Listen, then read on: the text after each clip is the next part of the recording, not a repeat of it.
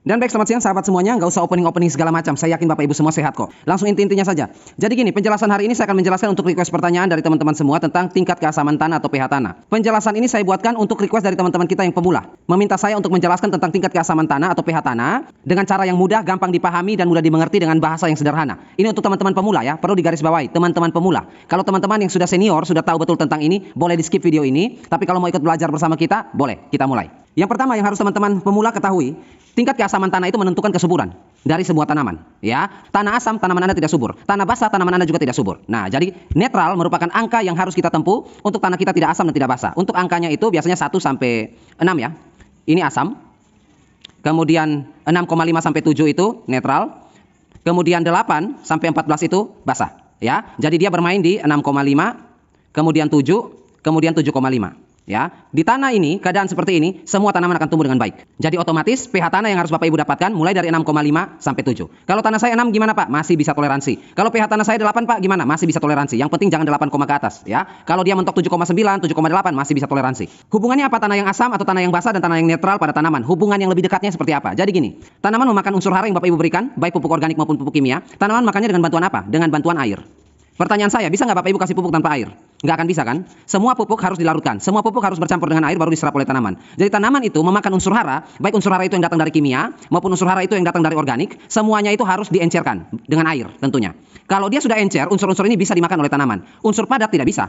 Misalnya Bapak Ibu kasih pupuk ke tanaman, tabur di sini pupuknya ya, mau organik kek, mau kimia sintetis kek, terus nggak disiram dengan air, bisa nggak dia diserap? Nggak akan bisa. Pupuk ini jadinya tidak berguna, karena pupuk ini harus disiram dengan air, baru bisa diserap oleh tanaman. Jadi tanaman menyerap unsur hara dengan bantuan air. Nah, hubungannya apa dengan pH tanah? Air yang bercampur dengan pupuk, baik kimia maupun sintetis, akan dipengaruhi oleh pupuk tersebut. Kalau pupuk ini bersifat asam, maka air ini akan berbentuk asam, bersifat asam.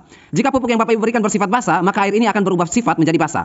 Oleh sebab itu, air yang terkontaminasi oleh pupuk yang bersifat asam menyebabkan air ini asam, sehingga air ini yang mengandung nutrisi yang bersifat asam tidak bisa diserap oleh tanaman. Begitupun sebaliknya, air yang terkontaminasi dengan pupuk yang sifatnya basah, air ini akan berubah menjadi basah sifatnya, dan kalau kita berikan pada tanaman tidak akan bisa diserap oleh tanaman. Jadi hubungannya tanah yang bersifat asam atau basah, hubungannya itu dengan air. Karena tanaman hanya menyerap unsur hara dalam berupa cair yang netral, tidak asam dan tidak basah. Oke, kita lanjut ya. Proses pembentukan tanah. Kenapa dimulai dari proses pembentukan tanah? Kalau kita berbicara soal tingkat keasaman tanah, Bapak Ibu harus tahu dulu tanah ini datangnya dari mana. Ya, Bapak Ibu tahu nggak tanah ini datang dari mana? Tanah ini bukan sekucuk-kucuk datang tiba-tiba bumi dijadikan, bumi diciptakan lalu tanah sudah ada. Tanah ini nggak ada. Tanah ini datangnya belakangan. Jadi tanah ini adalah hasil pelapukan atau hasil penguraian. Seperti Bapak Ibu kalau bikin kompos dari sayuran, rumput, nah jadinya apa? Tanah kan, kompos kan, nah itu. Prosesnya seperti itu. Tetapi kompos atau tanah humus itu terjadi dari bahan organik, pelapukan bahan organik. Sedangkan tanah ini sendiri terjadi dari pelapukan batu. Jadi bumi kita ini batu semua isinya. Ya, mau di dalam inti bumi, perut bumi, maupun di atas permukaan yang dimuntahkan oleh inti bumi lewat gunung meletus atau gunung Merapi, yang biasa kita kenal dengan magma, lahar, dan lain sebagainya. Ini semua isinya batu. Ya, isinya batu. Batu ini yang akan terjadi pelapukan, dia melapuk, membusuk, menjadilah tanah. Jadi tanah ini datang kemudian. Makanya Bapak Ibu pernah dengar istilah tanah tua dan tanah muda. Tanah muda ini artinya batu yang baru berbentuk tanah, baru berubah menjadi tanah, itu tanah muda namanya. Kalau batu yang sudah melapuk menjadi tanah ratusan jutaan tahun yang lalu itu tanah tua, seperti itu ya. Nah, tanah muda masih banyak sampai sekarang batu-batu yang masih melapuk jadi tanah. Nah, proses pembentukan tanah itu Bapak Ibu sudah ketahui, jadi tanah itu datang dari pelapukan batu. Nah, kemudian kalau misalnya Bapak Ibu bertanya lagi, pelapukan batu itu seperti apa Pak? Dari batu itu menjadi tanah, pelapukannya seperti apa? Jadi gini, batu yang pada awalnya di muka bumi ini berbentuk seperti batu, ya memang batu ya. Kemudian untuk bisa membuat batu ini menjadi tanah, itu harus ada yang bekerja.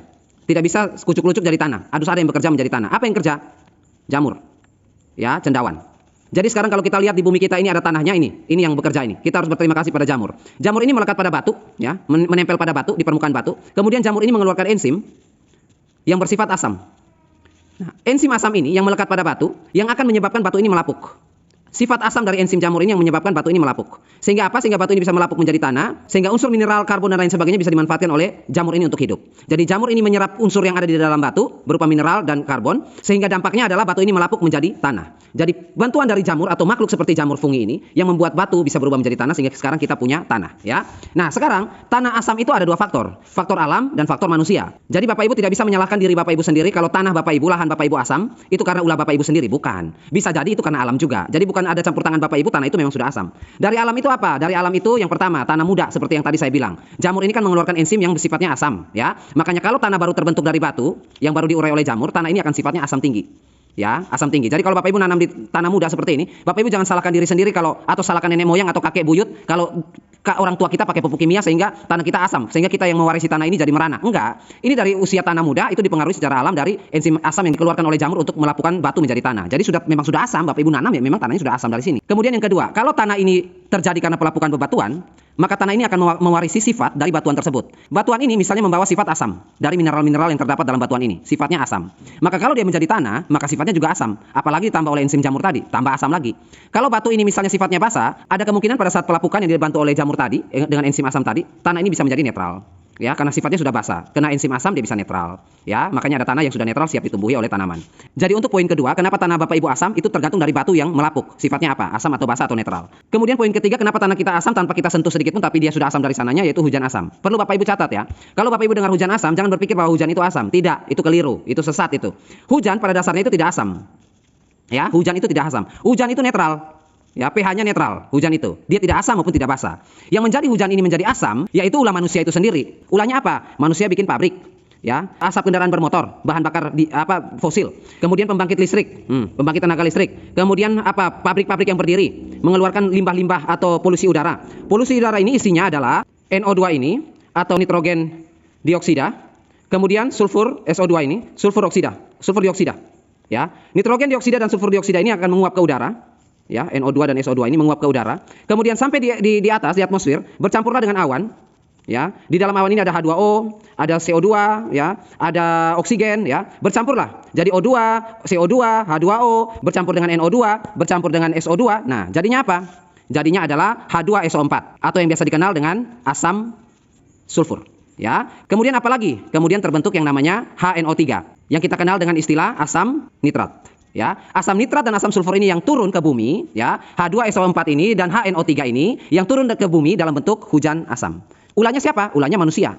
Kalau nggak ada bahan bakar seperti ini, pabrik industri, pembangkit listrik seperti ini, sehingga tidak mencemari udara, maka hujan asam ini tidak terjadi. Itu yang saya bilang tadi, hujan pada dasarnya tidak asam. Ulah manusia sendiri yang bikin asam. Kemudian yang kedua, kalau misalnya zaman dahulu tidak ada pabrik-pabrik ini, atau daerah Bapak Ibu yang tidak ada ini. Kendaraan juga jarang Pak. Tidak ada pabrik, industri apa segala macam, pembangkit listrik juga tidak ada Pak. Tempat kami di pelosok di perkampungan Pak. Tapi tanahnya masih asam. Berarti kita tinjau di poin kedua yaitu hidrolisis.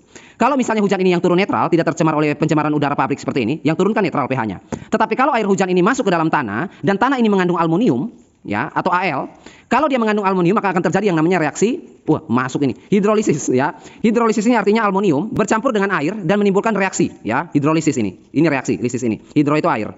Nah, aluminium yang bercampur dengan air menimbulkan sebuah reaksi yang sifatnya asam. Nah, kalau rumus kimianya seperti ini, kita belajar kimia dikit ya. Al3+ tambah 2H2O menghasilkan, nah ini aluminium dan air nih. Air dan oksigen, ya. Menghasilkan ini AlOH3 plus 3H+. 3H+ inilah asam. Ya, jadi kalau Bapak Ibu dengar istilah H+, itu asam itu.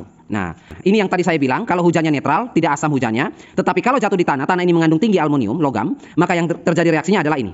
3H+ ini, asam. Apalagi kalau ditambah dengan ada industri seperti ini, hujannya sudah hujan asam, sudah mengandung asam sulfur dan asam nitrat, kemudian setelah jatuh ke bumi, tanahnya tinggi akan aluminium, maka lengkaplah sudah penderitaan Anda. Ya. Yang ketiga, kasusnya juga sama. Hujannya netral, air hujannya tidak asam, tetapi begitu jatuh ke bumi, tanah Bapak Ibu mengandung pirit. Bapak Ibu tahu pirit nggak? Pirit ini mineral, logam, ya, ada kandungan besi dan lain sebagainya. Ada emasnya juga di dalam pirit ini. Pirit ini kalau misalnya orang tambang emas, Bapak Ibu pernah lihat nggak orang tambang emas dapatnya pirit? Pirit itu seperti emas warnanya, tapi dia membentuk kubus. Bentuknya kubus, berstruktur kotak seperti ini dan teratur. Warnanya kuning seperti emas. Jadi orang bingung ini emas atau pirit. Nah, ini namanya pirit nih. Ya. Nah, mineral pirit, kandungannya logam semua. Nah, kalau misalnya air hujan yang mengenai tanah yang mengandung piritnya tinggi atau daerah tambang, maka reaksi ini yang terjadi. 4SO2- ditambah 8H+, Bapak Ibu bisa bayangkan asamnya berapa? 8. H+ saja itu asam. Ini 8H+. Asamnya bukan main. Jadi kalau tanah yang ada piritnya, itu asam tanah itu tidak akan dikalahkan oleh asam dimanapun. Jadi kalau Bapak Ibu yang mengeluh tanahnya asam, kalau 8+ ini nggak ada obatnya. Ini udah nggak ada obatnya, asamnya tingkat dewa ini, ya, seperti itu. Jadi ini adalah faktor alam yang menyebabkan tanah Bapak Ibu asam. Jadi jangan salahkan diri sendiri juga, jangan terlalu menyalahkan diri karena asam tanah itu bisa dipengaruhi oleh alam juga. Kemudian yang kedua oleh bantuan manusia atau campur tangan manusia, yaitu ulah Bapak Ibu sendiri. Yang pertama pemberian pupuk kimia, sudah pasti. Pupuk kimia apa saja yang bisa menyebabkan asam? Kalium monofosfat, TSP. Apalagi MKP, ya, monokalium fosfat, ini juga asam. Kemudian di kalium fosfat, nah ini banyak nih. Kemudian asam sulfat, nah ini juga banyak pupuknya. Pupuk amonium, ya, seperti pupuk nitrogen, biasanya pada urea, NPK, ya, ZA dan lain sebagainya. Ya, pupuk yang mengandung amonium nitrat, ya, ini reaksinya. 2H+, 2H2O, ya, ini asam. 2H+ ini asam, ya, amonium nitrat. Urea, 2NO3 plus 2H+, asam. Amonium sulfat, 2NO3 plus 4H+, asam. 4 nih hanya. Pupuk fosfor, asam semua. Kemudian yang terakhir adalah drainase pertanian Bapak Ibu yang tidak beres. Mengendang airnya, tergenang tanamannya. Pernah Bapak Ibu lihat kasus itu? Sawah, padi. Tergenang nggak? Tergenang. Ya, ini bahaya. Makanya tidak heran kalau sawah itu asamnya lebih cepat, lebih tinggi. Ditabur kapur dolomit, panen padinya, tanahnya kembali asam. Karena apa? Karena tergenang oleh air. Hubungannya apa? Sawah yang tergenang oleh air dengan asamnya tanah di sawah. Hubungannya adalah kalau air tergenang di dalam tanah, di mana tanah Bapak itu mengandung mangan, Mn, aluminium Al, besi Fe, tembaga, Cu, maka kalau yang saya garis bawahi ini tergenang oleh air, maka sifat mereka berubah menjadi racun. Racun ini berdampak pada apa? Pada padi. Jadi padi Bapak Ibu bukan kekurangan unsur hara. Padi saya nggak sehat, nggak subur, kurang pupuk. Bukan kurang pupuk, dia lagi keracunan. Lagi keracunan dia. Kenapa demikian? Karena unsur logam-logam berat yang saya sebutkan ini, mangan logam berat, aluminium logam berat, besi logam berat, tembaga logam berat. Logam-logam berat ini kalau tercemar oleh air, tergenang oleh air, terjadi hidrolisis dalam waktu yang lama, sifatnya berubah menjadi racun. Jadi tanaman padi Bapak Ibu bukan kekurangan gizi, tetapi itu keracunan. Jadi sembuhkan racunnya, ya. Kemudian yang lebih parah lagi dari keracunan ini, yaitu unsur fosfor P, kalium unsur K maupun magnesium Mg tidak terserap oleh tanaman. Ya, tidak terserap. Ini jangan Bapak Ibu kasih lagi. Jangan harap buang uang ini namanya, buang-buang uang ini. Fosfor, kalium maupun magnesium sudah tidak bisa terserap lagi, ya, oleh tanaman. Tidak akan mudah terserap. Jadi itu yang menyebabkan ceritanya kenapa tanah itu pH-nya bisa asam. Ya, kita tidak bahas pH basa ya di sini karena banyak kasus pH-nya asam, ya. Nanti kalau Bapak Ibu mau belajar lagi untuk pemula, kita belajar basa lagi. Ini yang menyebabkan. Jadi yang pertama alam terjadi dengan sendirinya tanpa campur tangan ulah Bapak Ibu. Kemudian yang kedua ulah Bapak Ibu sendiri. Nah, reaksinya seperti ini. Nah, solusinya ini kan sudah panjang ya durasinya. Nanti kita lanjut ya untuk solusi. Biar tidak kepanjangan ya. Kita lanjut untuk solusi kalau tanahnya asam atau tanahnya basah. Oke, terima kasih sudah menyaksikan. Sekali lagi saya ingatkan, video penjelasan ini yang sederhana seperti ini dan gampang seperti ini hanya berlaku untuk request dari teman-teman kita yang pemula. Ya, jadi kalau Bapak Ibu yang sudah senior, wah ini masih kurang penjelasan ini, poin ini belum masuk, poin ini belum masuk. Nah, untuk Bapak Ibu yang senior tentu sudah tahu. Tetapi untuk pemula, ini poin dasar yang harus diketahui dan harus dipahami. Sampai jumpa di pembelajaran materi selanjutnya. Terima kasih sudah bertanya, kita sudah belajar bersama dan terima kasih untuk waktunya. Serta akhir kata saya ucapkan, tetaplah Anda selalu menabur dan berbagi kebaikan.